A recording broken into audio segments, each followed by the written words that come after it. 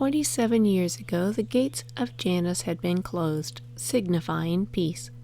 Peace, prosperity, and order. That is what Augustus Caesar had most desired, and now, to his great satisfaction, had seen established in the Roman Empire. The Roman citizens, too, gloried in the change that had taken place. A whole generation had grown up without knowing the horrors of civil war. Wars of conquest, too, had ceased. Mothers and wives no longer had to send their sons and husbands off to die in foreign lands. Occasional uprisings occurred in the border countries, but they were far away. Food was plentiful. Games and entertainments had never been more lavish. What more could a grateful people ask?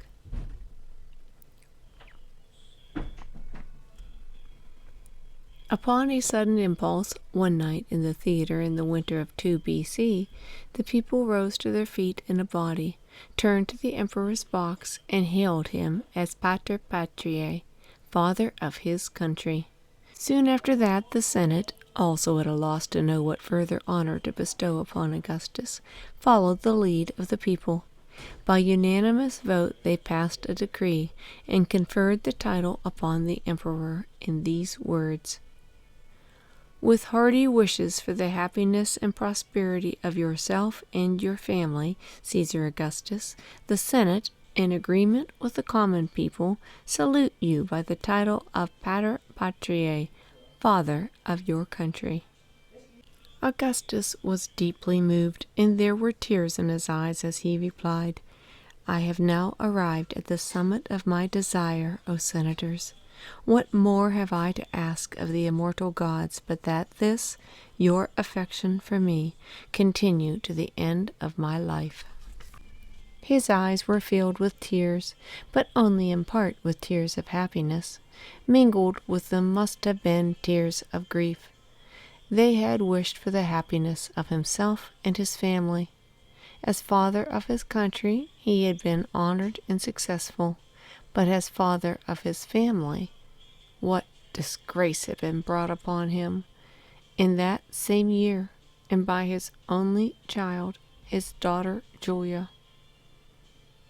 "Ah, would that I had never entered wedlock and had died childless," he moaned, whenever the thought of Julia entered his mind. That bright, high-spirited, saucy little girl whom he had so adored and petted.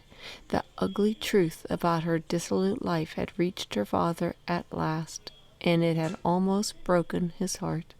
A shocking scandal had been brought to light in which Julia was involved. It was of a nature too dreadful ever to be fully disclosed, quite possibly a political plot against her father himself. At first, Augustus had been so humiliated by the disgrace that he would see no one. Then, regaining his composure, he called upon the Senate to witness how a Roman father could punish a wayward child. He banished Julia to an island, deprived her of all her comforts, allowing her only the bare necessities of life. He took out a bill of divorce against her in the name of Tiberius. Then he sent word to Tiberius and Rhodes that he was freed from his marriage to Julia, and that to the day of his death he, or her father, never intended to lay eyes on her again.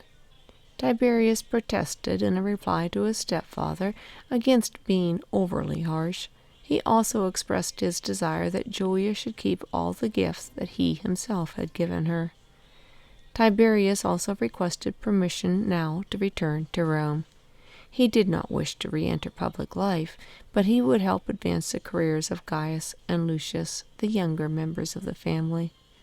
Augustus flatly refused.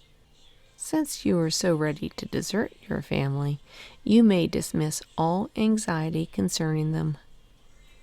Tiberius reread those words, then, lifting his nearsighted eyes, squinted off in the direction of the harbor. When, if ever, he wondered, would he see Rome again?